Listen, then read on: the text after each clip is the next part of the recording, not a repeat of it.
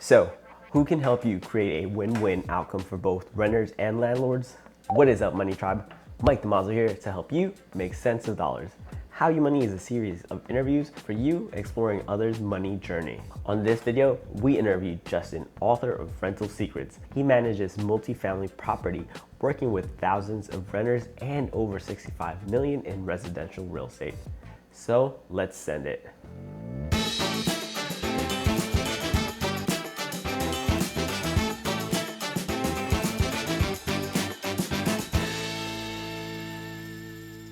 All right. Okay. So for the first question, what made you start in your financial journey? Well, it's kind of interesting because I started when I was in grad school, and this is like the 2001, 2002 kind of time frame. And I was totally planning to be like a consultant. Like I had the internship lined up, I had done all the prep, and I was ready to go. And got my letter. They said, okay, 12 weeks, you're all set. And then the dot-com bubble burst. Which my 12-week internship turned into 6, and I had to find some backup work on campus for the rest of the summer. So it really forced me to evaluate like what my plan was going to be, what direction I wanted my career to go into. And that's when I really kind of ended up going into real estate and property management and development. And that's what really spurred my financial entrepreneurship investment journey.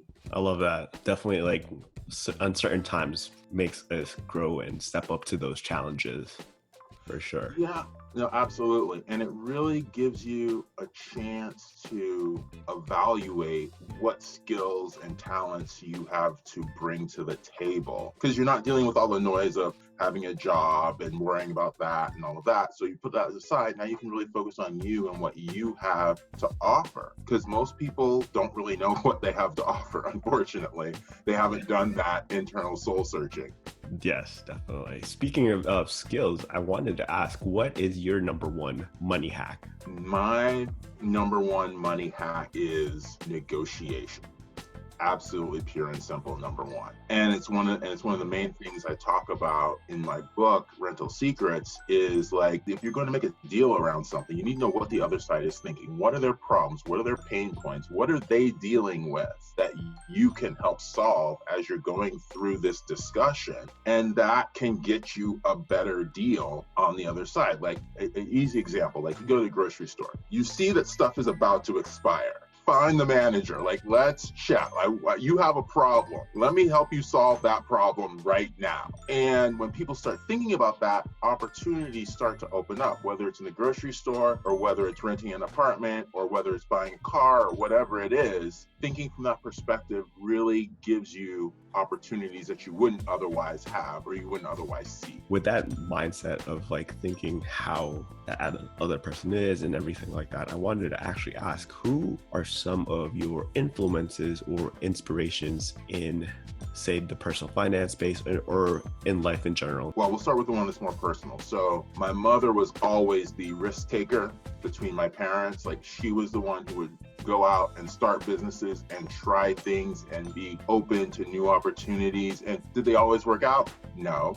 But going through the process of thinking through how you're going to try something, how you're going to approach it, that's something that I saw her doing and that I learned from her. Other influences, like definitely like Robert Kiyosaki, Rich Dad Poor Dad, played cash flow I don't know how many times. Like, and when people ask me like, where should I start thinking about like investing or whatever, I tell people, dude, like that is your go-to. Just starting out initially, like it's really simple concepts, really simple language. It's easy to understand. Like it's a really good place for a lot of people to just get started.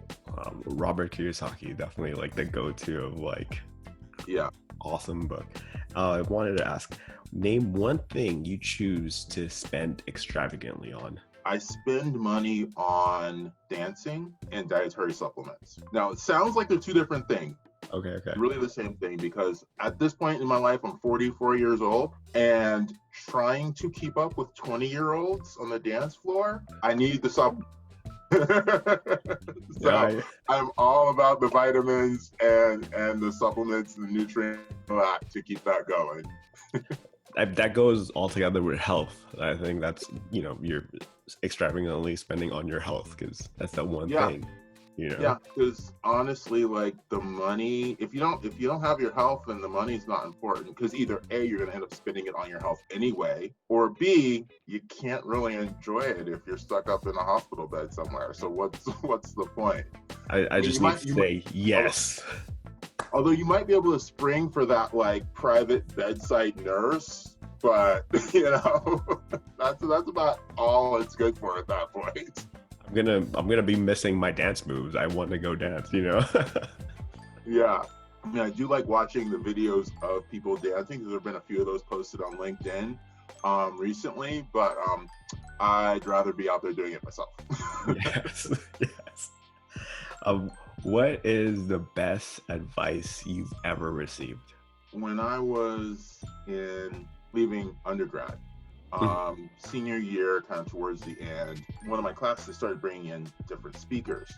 They came in and they said, have your go to hell money ready. And everybody in the room was like, what are you talking about? What does that even mean? Like, where are you coming from? And what she meant was, at some point in your career, especially if you're working for someone else, and maybe even if you're an entrepreneur, there's going to be somebody who walks into your office who asks you to do something that either you don't want to do, is illegal, unethical, whatever it is their deal is, they'll ask you to do one of those things. And you need to have the power to say no. And if necessary, get up and grab your coat and hat and walk out the door. And the only way you're going to be able to do that is if you go to hell money ready. So you could tell that person to go to hell and your life will continue unaltered by that experience. So that's one of the best pieces of advice that I got. It's like, you have planned for this particular eventuality. And I would actually take it another step further, where it's not just the money. Have your relationships ready. Have crafted positive, powerful relationships with other people, so you have a fallback position should you ever run into that situation. That's true. You definitely open up those relationships with people, on a deeper level. And with the first one of have your hell no story, like you're protecting who you are. Yeah, I mean, it's everything. You're protecting your integrity, your brand, your relationships, your ability to do business with people in the future. And in that situation, you've also identified one person that you never actually want to do business with again. So for the last question, what is your most favorite piece of content you've created? I could kind of guess what it is, but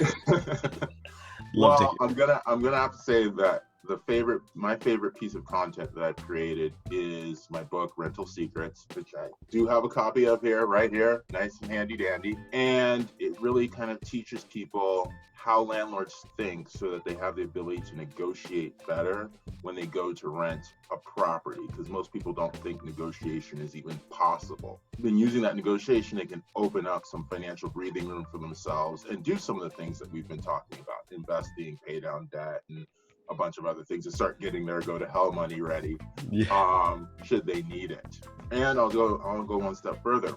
It can be used in a lot of different ways. So, for example, first-time home buyers are by definition renters. Yes. So realtors can use this information to help create really powerful relationships with first-time home buyers. Or companies that are trying to retain employees in a lot of these high-cost urban areas, they can share this information with their employees and have them stay longer. Then it's of benefit to their bottom line to share this information with their employees. So it can be used in a lot of different ways. Yeah, that's very true. For closing questions, is who are you interested in seeing how you money? Yeah, I thought about it, and there's a podcaster who I was a guest on his show earlier last year, and his name is Ben Gothard. He's a host of the Project Egg show, interviewing entrepreneurs and like that. He's based down in New Orleans, Louisiana, and he would be an excellent guest for you to reach out and contact. Awesome. I'll definitely reach out and everything. Last final one is, what are you up to? So at this point, Rental Secret is also now in audiobook. That dropped yesterday. And I am in talks with Cal State East Bay, which is local university here, about getting on campus to talk to their students and faculty about the information that's in Rental Secrets. Given the current situation we're in, in-person presentations have kind of been put on hold, but they are still interested in setting that up at some point in the future, maybe when we hit that post-corona world that we're all eagerly anticipating. We're all waiting for. Yes. Whole March it felt like a whole year. Well, thank you for being on the show. Definitely look forward to connecting with you more and visiting out there whenever this is all done. Because originally that was the intent, was to go meet up with you and just hang out. Yeah, would have been really good to do that. Put that on the things to look forward to list. Awesome. Thank you for watching. Don't forget to tap that thumbs up if you haven't already. High five that subscribe. Sound off in the comments below how you've saved money on your rent or made more money as a landlord. Stay legendary, and I'll see you in the next video.